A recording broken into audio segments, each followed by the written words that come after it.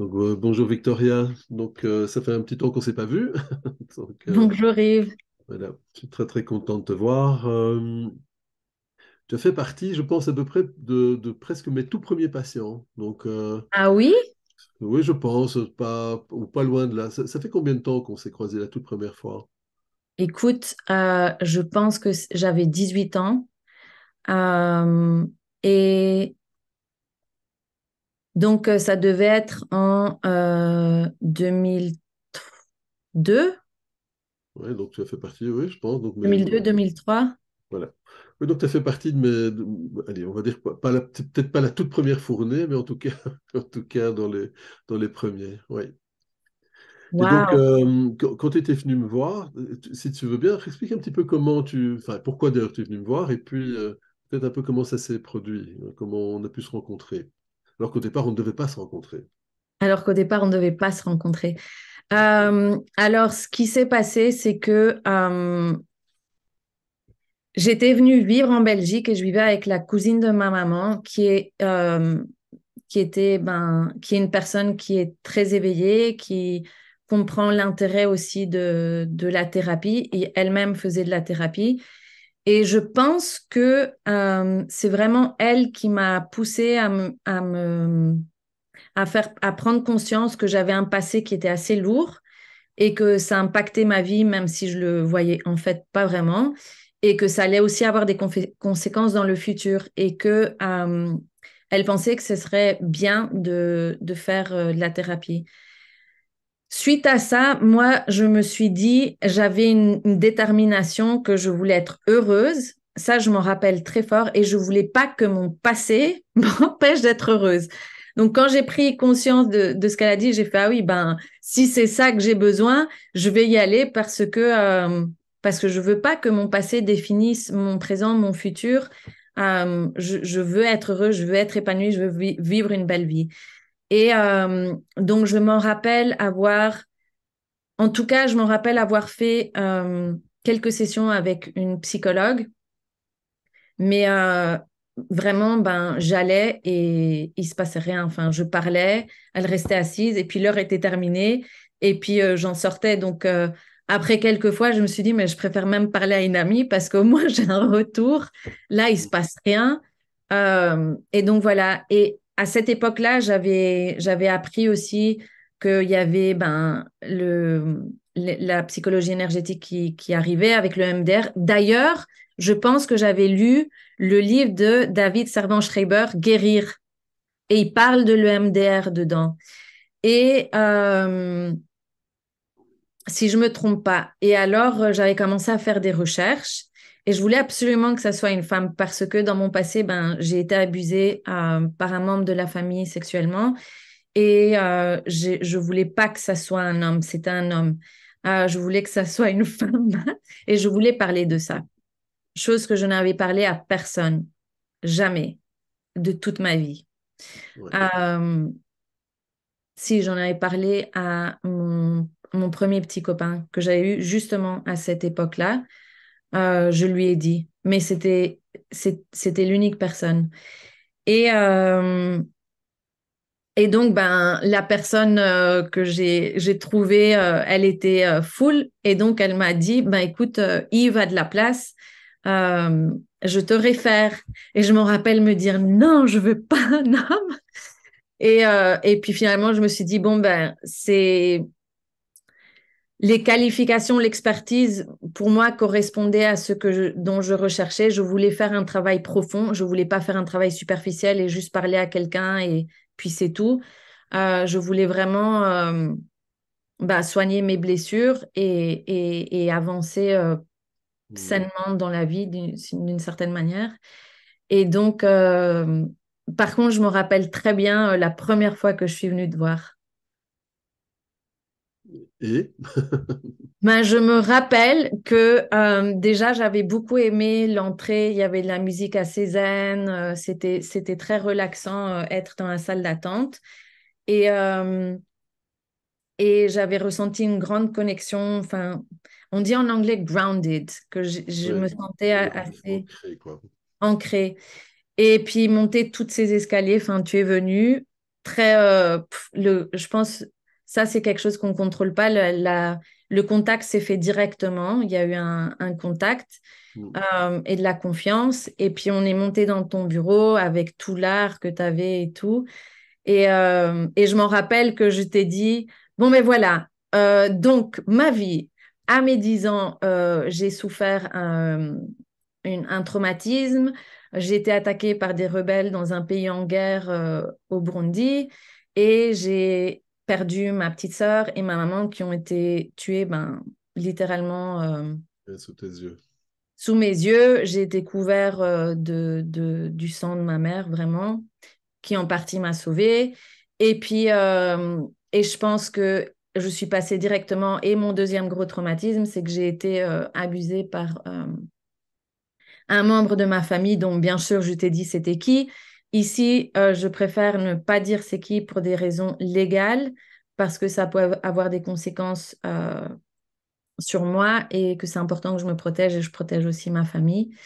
Et donc voilà, et je me rappelle avoir dit, voilà, donc ça c'est ce qui s'est passé. Maintenant, vas-y, fais ta magie. Voilà le paquet. Pouf. Voilà le package, pouf. Ok. Et donc, qu'est-ce qui fait que tu as envie de parler de ça là maintenant, aujourd'hui? Je veux dire, c'est quoi ton désir, ton envie ou ton besoin? Qu'est-ce qui serait utile pour toi? Mon intention, c'est Oui. déjà d'en parler parce que je suis pas la seule qui a vécu ces traumatismes. Et souvent, on se sent isolé quand on a vécu des situations difficiles.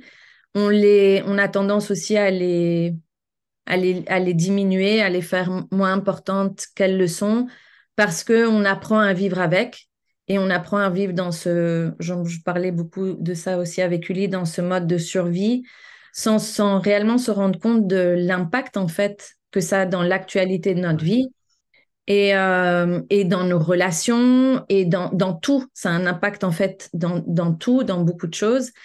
Et donc ça, c'est la première intention, c'est que les personnes puissent se donner la permission avec beaucoup de compassion et de gentillesse et bienveillance, mais de se dire, OK, ben peut-être oui, j'ai vécu quelque chose que je devrais honorer et que j'ai peut-être besoin d'aller soigner. C'est pas une journée qui est nécessairement agréable, mais ça a des bénéfices incroyables. Oui.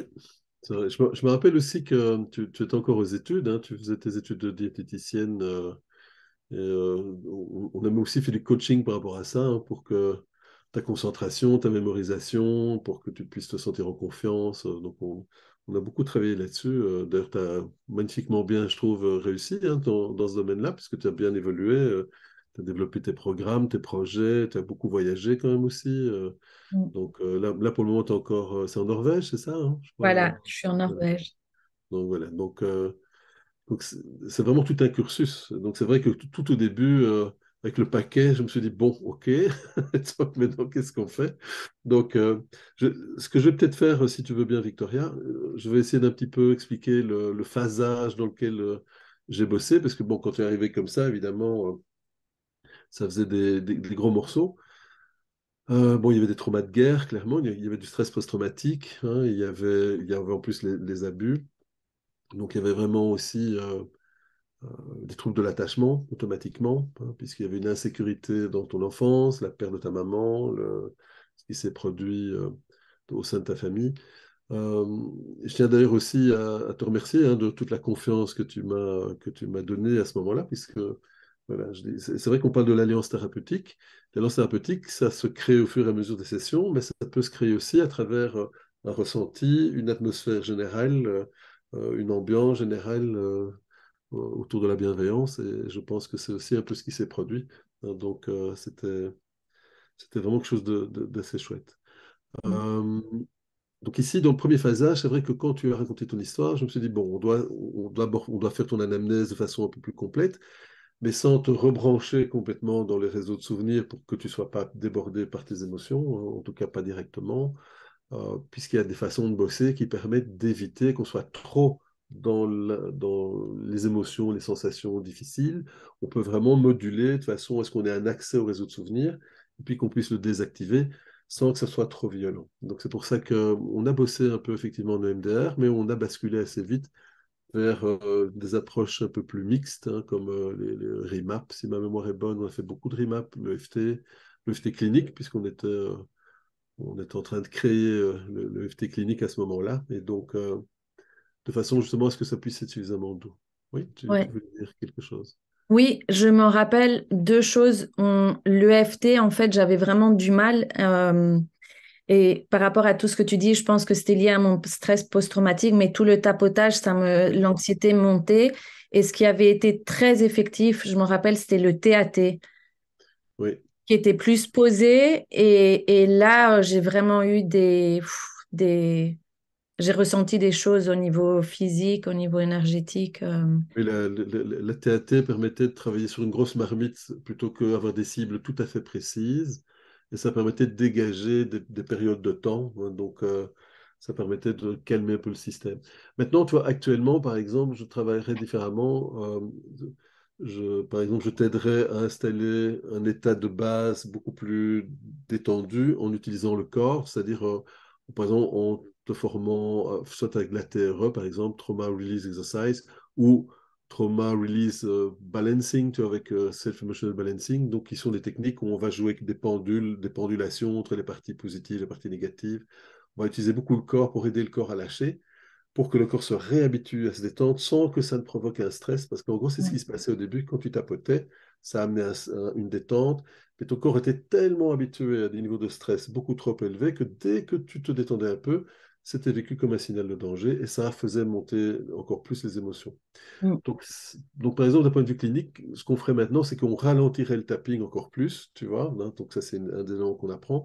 Et on apprendrait de façon concomitante, on t'apprendrait à utiliser des techniques que tu puisses utiliser dans ton quotidien pour bien réhabituer ton corps à se détendre. Donc, par exemple, le déchargement du système nerveux autonome par les tremblements, la pendulation, la respiration compassionnelle pour aider. Tu vois, vraiment, il y a tout un accompagnement qui serait encore plus doux que ce que tu as connu à l'époque, mais c'est une des raisons.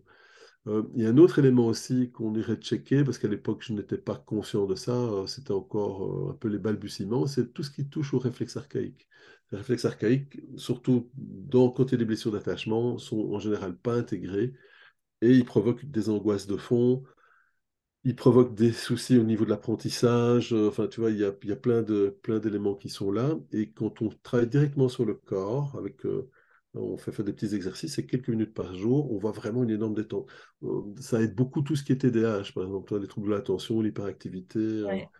ça permet d'éviter tout ça. Donc, le premier phasage, c'était ça. C'était déjà voir un peu le plan de traitement qu'on allait faire. Et donc, évidemment, c'était de diminuer déjà ton stress de fond. Et c'est ce qu'on a fait en utilisant TAT, effectivement, et les points REMAP aussi. Oui, et puis moi, je me rappelle aussi que c'était vraiment une journée parce que il y avait le fond, mais il y avait ce qui se passait dans mon quotidien, Oui, en particulier ma relation avec ma sœur et ma relation aussi que j'avais avec mon copain de l'époque, bien sûr qui n'était pas saine. Et je m'en rappelle que on a beaucoup travaillé ça parce que oui, c'était aussi ce qui m'impactait au jour à jour. Euh, et comme tu as dit, par rapport à l'apprentissage aussi, parce que j'ai aussi eu un traumatisme par rapport à l'apprentissage. Euh, donc, j'ai toujours été une très, très bonne élève, mais en changeant de système, donc j'avais fait le français, puis le belge, puis le français, puis des cours par correspondance avec le CNED, puis j'étais passée à l'espagnol, et puis en privé, puis en public. Enfin, j'avais changé pas mal d'écoles par le parcours qu'on avait après. Après l'attentat, on a déménagé du Burundi, on est allé en Espagne. Et, euh, et ensuite, l'année de mes 15 ans à mes 16 ans, ça s'est très, très mal passé avec mon père et ma belle-mère, euh, où mon père, il est devenu aussi très agressif.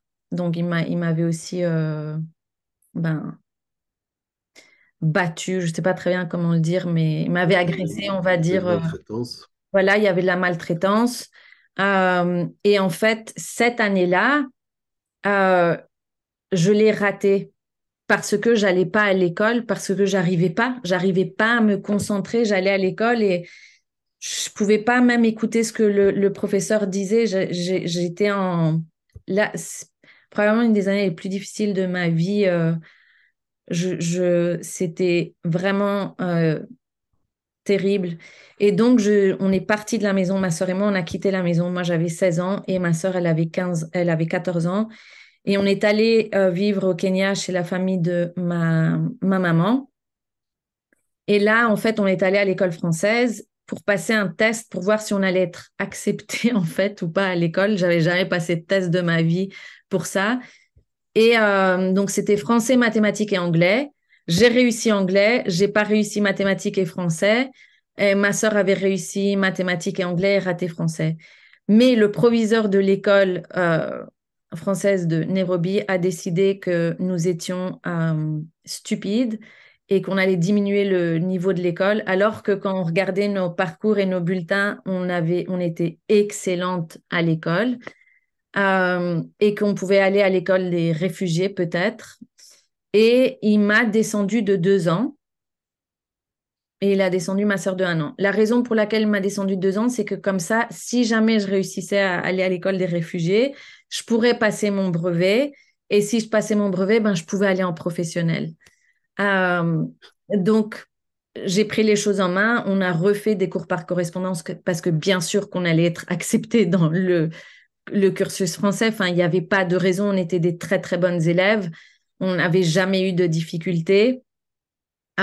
Et la difficulté que j'avais eue l'année d'avant, en fait, elle était totalement justifiée. Et d'ailleurs, je me rappelle que mon professeur principal en Espagne m'avait dit, Victoria, tu vas que rater parce que tu viens pas en cours, mais je réussissais encore mes examens même sans aller en cours. Enfin, va comprendre. Et en fait, ce qui s'est passé, c'est que ben on a fait l'année avec le CNED et que puis je suis allée passer mon brevet en fait à l'école française et et j'ai réussi et puis mais après l'année d'après j'ai pas été à l'école française à Nairobi, je suis allée en Belgique et j'ai terminé mes humanités en Belgique. Mais pour moi ça a été je sais pas comment le dire autrement qu'une baffe dans la gueule de me retrouver 2 ans en dessous de de mon année et ça m'a fait vraiment perdre confiance en moi. Euh, Oui, bien sûr. et, et je m'en rappelle que j'ai réussi mes humanités brillamment en Belgique, mais à l'université, c'est quelque chose qu'on a vraiment travaillé parce que ça remontait constamment, surtout avec toutes les difficultés que j'avais au quotidien, dans ma vie et tout ce que je vivais. J'étais constamment, en doute de mes capacités. Oui, ça venait appuyer sur tous les boutons, sur tous les boutons de ces traumas qui n'étaient pas encore digérés, hein, donc Ouais. c'était logique. Ok, mais effectivement, c'était une période c'était un peu sensible. Et en plus, tu vois, déjà rien que la rupture de lien à chaque déménagement, à chaque changement de système scolaire, c'est de la perte d'amis, de copains, tu vois, de stabilité, hein. Donc tout ça, ça vient influencer le système. Je ne sais pas si tu observes, mais moi, ce qui me marque très fort, c'est que, tu vois, tu- cet épisode de tes 15-16 ans, là, de 16 ans, hein, tu dis c'est l'année la pire de ma vie, alors que quand tu avais 10-11 ans, tu vois, tu as perdu ta maman dans Ouais. des conditions qui étaient vraiment peut-être les pires. Enfin, ça montre bien qu'il y a aussi des parties parfois qui se coupent, tu vois, ou qui se protègent, tu vois, ou En qui fait, digèrent des éléments, tu vois. ouais, en fait, ce qui s'est passé, je dis que c'est l'année la pire parce qu'en fait, c'était tous les jours. C'était Ouais, c'est tous ça. les jours, je me sentais j'avais peur tous les jours, je me sentais pas en sécurité, je reconnaissais pas mon père, je me sentais, enfin, oui, c'était constamment un état intense de panique et de peur et d'insécurité. Et c'est Ouais. pour ça que je dis que ça a été probablement une des pires parce que c'était constant. C'était, Oui, c'était une pression, c'était un état de guerre, hein. C'était en pression constante. voilà. Et aussi, je savais pas non plus, bien sûr, j'ai tout de suite mis des choses en place pour en sortir parce que je voulais, parce que je voyais que ça impactait mes études et moi, j'avais une détermination.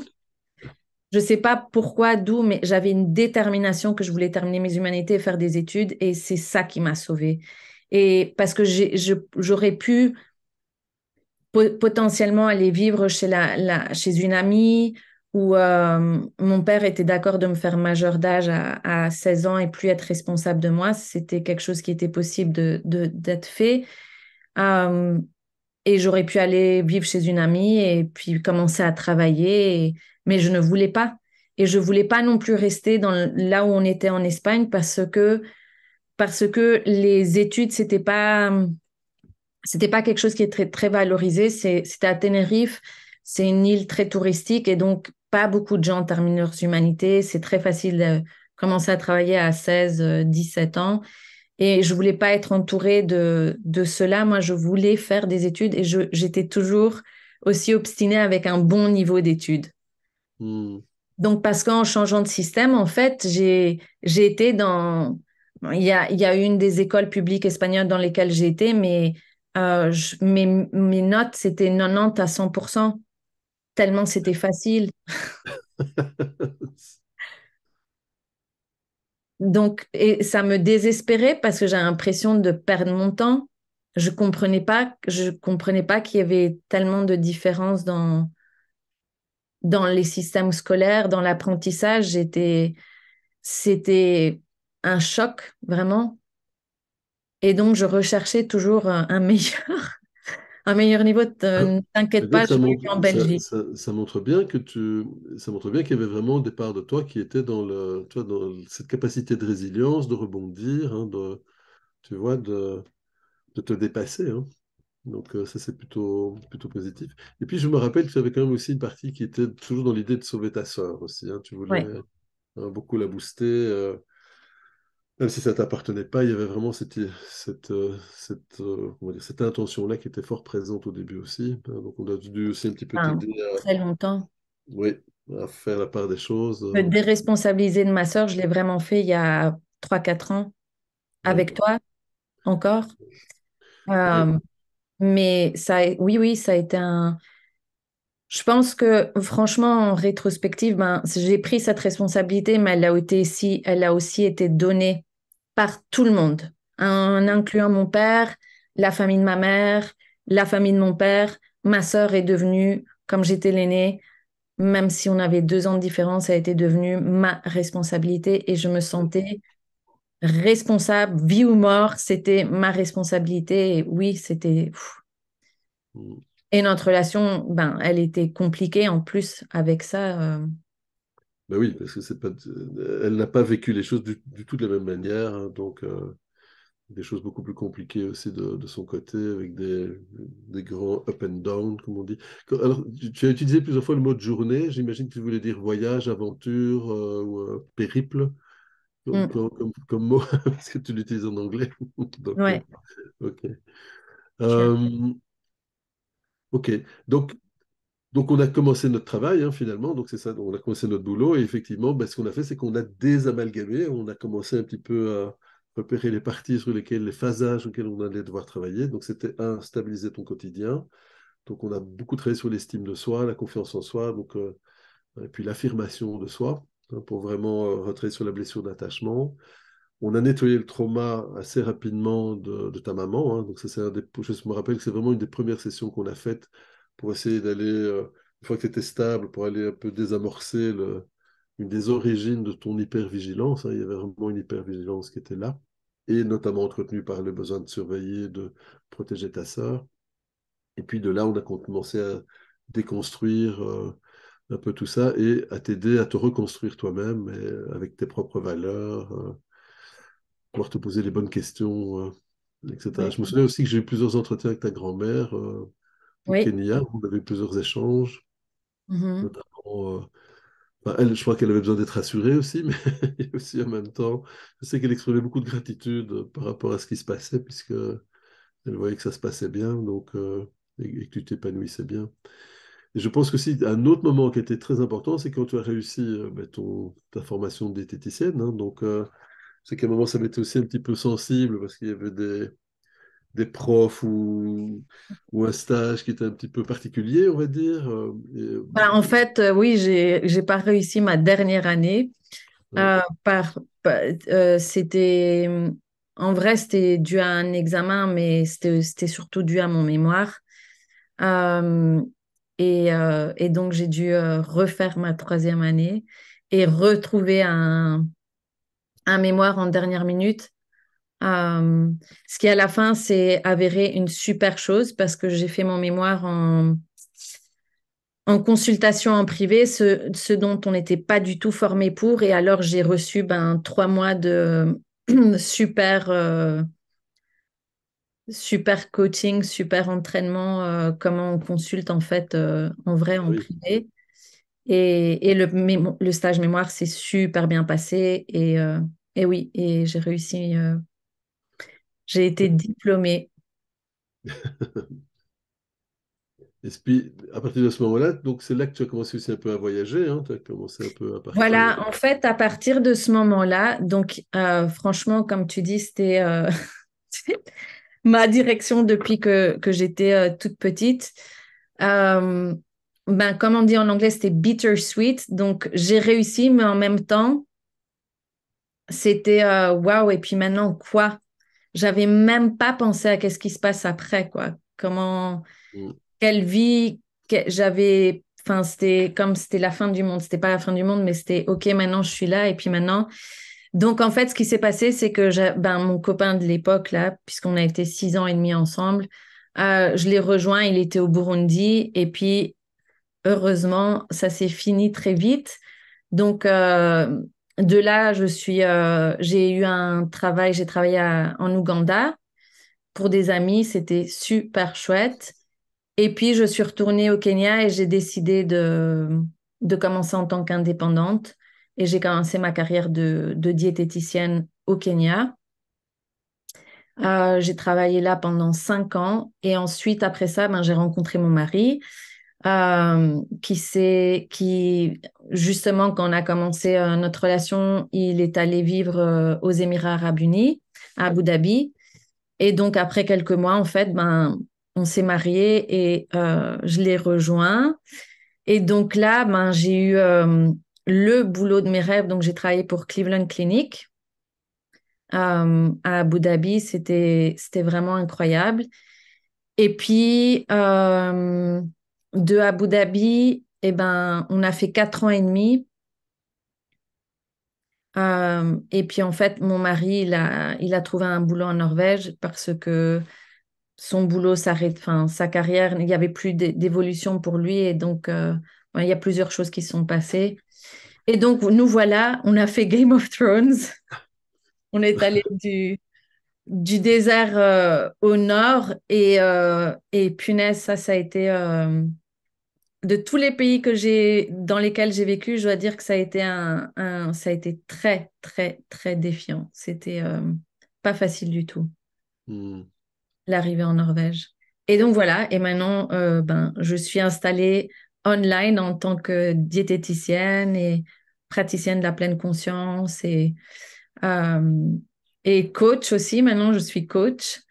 Euh, j'ai développé des programmes et je travaille au niveau international. Voilà. Et donc, moi, ce que je voulais peut-être un petit peu insister, c'est que c'est- voilà, on aurait pu penser qu'avec les cartes de départ que tu avais, tu aurais pu t'effondrer, mais d'une part, par ta volonté une certaine détermination quand même d'avancer dans la vie, tu as vraiment pu dépasser tout ça. Puis bon, c'est vrai qu'il y a eu les accompagnements que tu as choisis à certains moments donnés, t'ont permis aussi de débugger hein, donc certains programmes. Et, enfin, voilà. Moi, en tout cas, je tiens vraiment à honorer ce parcours parce que c'est vraiment exemplaire. Quand je vois tes photos, tes posts actuellement, tu vois, sur les réseaux très vivantes, enfin, tu vois, la mère Mother Life, etc., tu vois, en mouvement. c'est vraiment super impressionnant parce que je me rappelle, quand tu es arrivé la toute première fois au cabinet, effectivement, c'était un peu plus, un peu plus fragile, on va dire, hein, et puis un peu perdu. Et puis, voilà, tu as vraiment pu construire toutes ces étapes. Et donc, c'est vraiment important d'observer qu'un travail sur soi, c'est jamais perdu, quoi. C'est vraiment jamais perdu. Donc, faut vraiment suivre son instinct. Qu'est-ce que tu aurais envie de dire ou de partager avec des personnes qui auraient pu avoir un cursus un peu comme le tien ou même en tout cas simplement un peu difficile au départ? Qu'est-ce que tu aurais envie de transmettre? Qu'est-ce que tu aurais envie de leur dire? Bon, mais d'abord, je voudrais te remercier hein, parce que Ah, ok. tu m'honores, mais en vrai, sans toi, je ne serais pas là où je suis. Donc, Mhm. toute ma gratitude va envers toi, Yves, pour de vrai. Ok, Et, merci. Merci. mais c'est vrai. Qu'est-ce que j'aimerais dire? En fait, tu as fini d'abord par dire que faire un travail sur soi, je pense que faire un travail sur soi, c'est le meilleur investissement qu'on peut faire dans une vie. Ça, je sais pas, je vais pas rentrer dans des débats philosophiques, etc. Mais à la fin, je pense que c'est, peu importe combien d'années on vit, mais c'est la qualité de vie qu'on veut avoir. Quelle qualité de vie vous voulez avoir? Quelle qualité de vie? Comment vous voulez vivre au jour à jour? Depuis qu'on se lève le matin. Donc, on a environ 70 000 pensées par jour, entre 60 et 80 000 pensées par jour. Et 90% de ces pensées sont répétitives. Les histoires qu'on se dit constamment, ce qu'on pense. Quand on est dans, comme tu l'as dit, j'ai même écrit l'hypervigilance quand j'étais dans ce mode de survie avec le stress post-traumatique, avec l'hypervigilance. Moi, je me rendais pas compte j'étais pas consciente, je ressentais cette anxiété, je ressentais cette hypervigilance. Mais d'ailleurs, la nuit, s'il y a un bruit, ben, je me réveillais tout de suite. Si le téléphone sonne, j'étais incapable de pas décrocher. Et si s'est passé quelque chose, ça, c'était mes premières pensées. D'ailleurs, ça a été pendant très très longtemps. Hein. C'est pas genre, c'est parti comme Mhm. ça du jour au lendemain. Mais la qualité de ma vie était clairement impactée par mon passé. D'ailleurs, toutes mes années d'études, des fois, je regarde et je me dis, mais comment est-ce que j'ai réussi? Je sais même pas parce que, surtout, je pense à l'université. Une fois que j'ai réussi mes humanités, qui pour moi était le grand truc de ma vie, c'était réussir mes humanités. Une fois que je suis allée à l'université, j'ai commencé à faire le travail avec toi, je pense même déjà un peu avant. Et je m'en rappelle de vraiment vivre dans un stress constant. J'étais stressée pour les examens, mais j'étais aussi stressée pour ma vie. J'étais stressée. Ça a eu un impact aussi même sur mon alimentation. J'étais stressée par rapport à mon aspect physique. J'étais stressée euh, de ce à quoi je ressemblais. C'était tout assez stressant. J'avais besoin de beaucoup de reconnaissance. Et je la cherchais, mais j'en trouvais pas vraiment. Donc, souvent déçue. Je recherchais aussi beaucoup d'amour. Euh, et donc, c'est ça que je dirais, c'est que faire un travail sur soi, soigner ses blessures, ça, c'est pas nécessairement une journée, un voyage, des moments qui sont faciles, mais ça a un impact sur la qualité de notre vie, sur la paix qu'on a en soi-même, sur la confiance qu'on attrape en soi-même, sur l'amour propre qu'on a en soi-même. Oui, et puis tu vas rayonner ça aussi autour de toi. Il y a pour toi-même, et puis il y a aussi tout ce que tu rayonnes autour de toi, et ce que tu attires du coup aussi à toi. Exactement. Donc Ça, et puis comme je le dis toujours aussi dans mes posts, c'est faire un travail sur soi. Même les plus grands millionnaires dans le monde entier, ils en parlent. Warren Buffett, il le dit, il y a tout le monde en parle parce que tout le monde a été choqué. Ils ont dit, je sais pas, ils étaient dans un mastermind de multimillionnaires et ils se rencontrent tous une fois par an, je sais pas, ils se donnent des conseils d'investissement et de Et il a dit, dans un temps de récession, quel est le meilleur investissement qu'on peut faire? Et il a répondu, le meilleur investissement que vous pouvez faire, c'est investir en vous-même. C'est faire un travail sur vous-même parce qu'il n'y a personne qui peut prendre ça de vous. C'est quelque chose que vous apportez de la valeur à vous-même, de la plus-value à vous-même, qui va vous permettre de pouvoir vivre ces moments de récession avec une qualité de vie, avec une qualité de pensée, avec Mm. différente que si vous restez là où vous êtes couramment. Et c'est la vérité. C'est Yves, sans ce travail, mais jamais je serais là où je suis. Mais jamais. Sans ton accompagnement et un accompagnement aussi, je pense qu'il faut aussi, voilà, il faut chercher un accompagnement qui est, je ne sais pas quel mot tu dirais, Yves, mais qui est complet, qui fait un travail profond. Et puis, comme tu l'as dit, enfin, la bienveillance et la compassion que tu m'as amené depuis le moment où on s'est dit bonjour, c'est ce qui a permis aussi de moi-même comprendre c'était quoi, m'en donner, puis surtout de pouvoir m'ouvrir à toi. Mm. Tu veux me faire pleurer, hein, tu cherches là, je le sens bien, hein. Là, je suis comme tu vois, le chien dans Walt Disney, tu vois, le bel et le clochard, tu vois. Ok. Mais écoute, hier c'était amusant parce que je participais, on peut peut-être clôturer là-dessus, sauf si tu as d'autres choses à dire, mais euh, j'étais dans un groupe d'affaires là, en Alsace où voilà, je développe un peu mon réseau alsacien puisque je suis en Alsace maintenant. Et, euh, et alors, il m'a demandé un slogan et j'avais pas de slogan. Alors, j'avais cité un vers de Marc Hayam que j'aime beaucoup qui est Le paradis et l'enfer sont en toi, qu'on trouve sur mon Skype. Et puis, j'ai un des participants qui me dit, mais tu as ton slogan sur ta carte de visite? Et effectivement, je n'avais pas fait attention. J'avais mis un slogan. J'avais complètement oublié. Pourtant, je le vis tous les jours. Et c'est un vers de Rumi. Hein, tu vois, Rumi qui a été un des fondateurs du soufisme. Et c'était Don't plant anything but love. Hmm. Tu vois, et ça, je trouve que c'est peut-être ça exactement. C'est voilà, ne semer rien d'autre que de l'amour ou hein, du lien, de la relation. Et je pense que c'est très important. Après, il y a les techniques hein, qui permettent d'aller un peu plus facilement débloquer ou résoudre des soucis. Mais je pense qu'effectivement, le relationnel, c'est super important. Et la présence, la posture sont vraiment fondamentales. Et voilà. En tout cas, moi, je te remercie beaucoup de ton témoignage et ça me touche évidemment beaucoup. Hein, donc, je suis très heureux de te suivre et de partager tes posts d'ailleurs quand je les vois passer parce que je trouve ça formidable, quoi, vraiment ce que tu as fait. Et Merci. même si j'ai pu t'aider, c'est quand même toi qui l'as fait. Hein. J'insiste là-dessus, ça vient quand même de toi. C'est grâce à cette force intérieure aussi et le soutien que tu as obtenu à certains moments, mais je veux dire que c'est quand même cette force intérieure. Et je pense que tout le monde l'a, effectivement. Tout le monde peut se révéler, quel que soit l'environnement. Il y a moyen, effectivement, de réussir sa vie, de faire des choses superbes. Et, voilà. Et avoir une belle famille en plus. Merci. Bon, voilà. Moi, je le vois vraiment comme un travail d'équipe.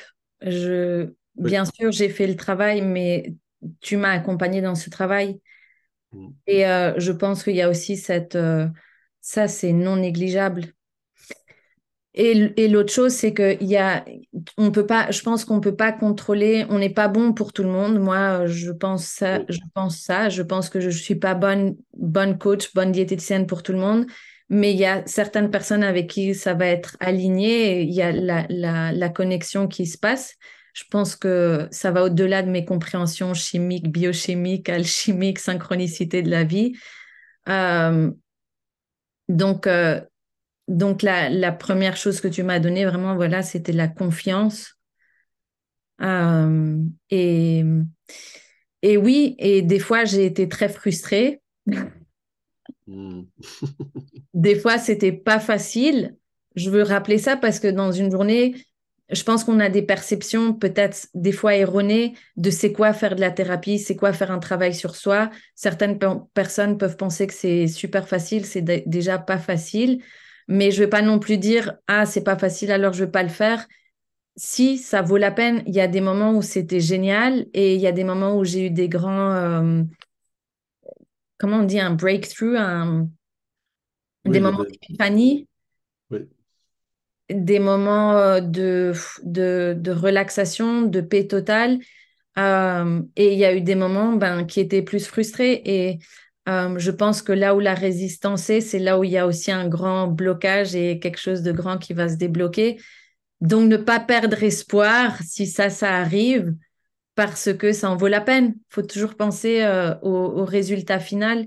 Et je pense que de toute façon, dans la vie, il y a pas, on grandit pas sans s'étirer, sans aller dans une zone d'inconfort. Et, euh, et pour une raison ou pour une autre, tout ce qu'on entend, c'est éviter la douleur, éviter la,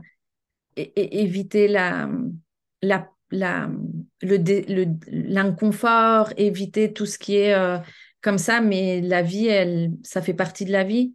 Avoir mal, ça fait partie de la vie. D'être dans l'inconfort. D'ailleurs, je pense que même dans les études qu'ils font avec les virus et les bactéries, les colonies ne se développent pas dans le long terme si elles n'ont pas des défis et euh, Le des, challenge. des challenges, voilà. Ouais. Alors oui, c'est vrai. Donc, tu as raison. Donc, il y a tout un contexte. Et c'est vrai qu'on peut avoir des up and down, on peut avoir des hauts, des moments de doute. Et c'est aussi parce qu'effectivement, parfois, on a des parts, hein, des programmes. On doit juste les identifier, accepter que ce programme est là, enfin, je veux dire, en prendre conscience et puis du coup, pouvoir le travailler différemment.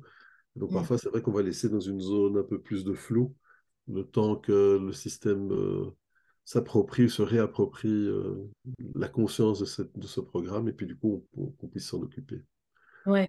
Et je te... Et l'autre chose que je voulais dire, Oui. c'est que ça fait 20 ans qu'on est ensemble, mais ça fait pas 20 ans non-stop qu'on se voit Non, non, toutes non. les semaines ou tous les mois. Mais pour que les jeunes, parce que j'ai eu la question quelquefois quand j'ai été interviewée de est-ce que tu penses que la thérapie, c'est à vie? Non. Et voilà, ma réponse a été non. Et je pense que il y a, comme tu as dit, il y a des hauts et des bas, mais il y a aussi des moments où on, on, je sais pas, on soigne, on fait un travail sur soi pendant un certain moment, et puis après, on peut prendre une pause, et puis il y a d'autres choses qui viennent, comme l'oignon, qu'on enlève les différentes capes, et puis après, enfin voilà, moi, il y a des moments où je vais te contacter parce que je ressens que j'ai un travail à faire, je suis prête. Ça, c'est Mm. l'autre chose. Même par rapport à mon abus, Yves, si tu te rappelles bien, je suis venue à mes 18 ans avec, mais c'est pas. On a vraiment travaillé mon abus ces dernières années. Oui, oui, tout à fait. On a laissé, de toute façon, il y a eu des années d'interruption, hein. Vraiment, Oui. on laissait décanter, il y avait plein de choses qui se passaient. Et puis oui, quand ça arrive à maturité ou quand ça vient empêcher ton plein épanouissement, ben, voilà, on se dit, tiens, mais là, il est temps d'aller travailler cet aspect-là. Et Ouais. on le fait. Donc, on ne doit pas nécessairement toujours tout réparer. Si ça nous impacte dans notre quotidien et dans notre capacité à être heureux, c'est là que ça devient intéressant de Mm. s'occuper de ça, effectivement. Ok, merci beaucoup Victoria. Donc, merci de ton Merci à témoignage toi. et voilà. Et je te souhaite évidemment tout le meilleur pour la suite. Je t'embrasse. Donc, que tout se passe bien. Merci, ben, pareillement.